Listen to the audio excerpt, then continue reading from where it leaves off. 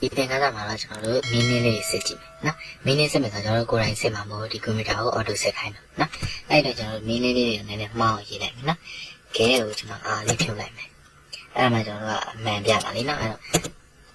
ဟုတ်ပြီ street ကို e တလုံးဖြုတ်လိုက်မယ် give ကို e ဖြုတ်လိုက်မယ်ဟုတ်ပြီနော်အဲ့တော့ကျွန်တော်ဒီ spelling စစ်တာကိုတခုပြောချင်တာကျွန်တော်မြန်မာစာတော့စစ်လို့မရအောင်နော်အင်္ဂလိပ်စာပဲစစ်လို့ရတယ်အဲ့တော့ဘယ်ကနေစသွားမလဲဆို file ကိုသွားမယ် file ကနေမှာအောက်ဆုံးမှာ option စာရှိတယ် option ပြီးရင် proven နော် proven မှာဒီမှာဆိုရင်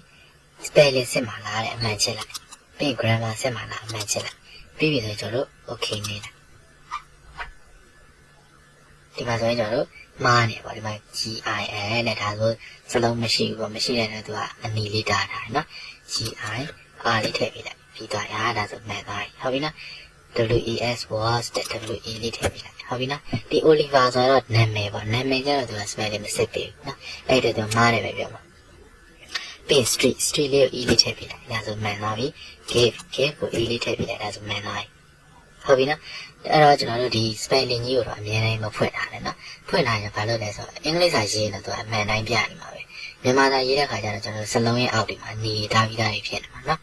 အဲ့ဒါဘာလို့ဖြစ်လဲဆိုတော့မြန်မာစာတက်သူမှမဖတ်တတ်တာမဖတ်တတ်တော့အကုန်လုံးသူကမားတယ်ပဲပြောနေမှာနော်မားတယ်ပဲပြောနေတဲ့အတွက်ဒီဟာတွေကျွန်တော်အနီတွေထားပြီးသားဖြစ်နေမှာနော်အဲ့တော့ spelling စစ်မယ်စစ်ပြီးကျွန်တော်တို့ file နဲ့ပြန်ပိတ်ထားမယ်နော် file နဲ့ option proven ဒီအပေါ်နှစ်ခုအမှန်ချက်ဖြုတ်ထားရပြီနော်ပြီးပြီဆိုကျွန်တော်တို့ okay ဒါဆိုကျွန်တော်ရှင်းရှင်းလင်းလင်းလေးစာရိုက်လို့ရပြီဟုတ်ပြီနော်